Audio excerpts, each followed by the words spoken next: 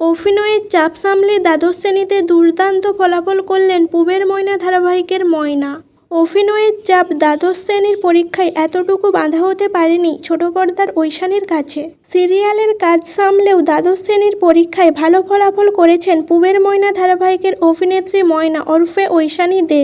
92% নম্বর পেয়েছেন অভিনেত্রী। পরীক্ষা চলাকালীন 14 ঘন্টা শুটিংয়ের শিডিউল সেরে পরীক্ষা দিয়েছেন অভিনেত্রী। পরীক্ষার দিন শুটিং সেরে বাড়ি ফিরে 2 ঘন্টা পড়াশুনো করার সময় পেতেন অভিনেত্রী। 600-র মধ্যে ঐশানীর প্রাপ্ত নম্বর 530।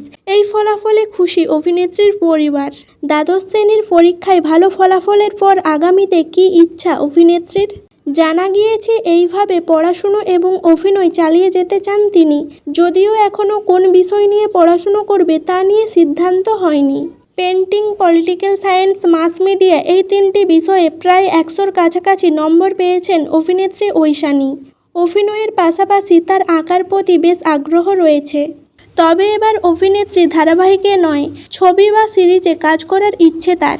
কারণ পড়াশুনোর চাপ যেহেতু একটু বাড়বে, তাই সবটাই তাল মিলিয়ে চালাতে চান অভিনেত্রী।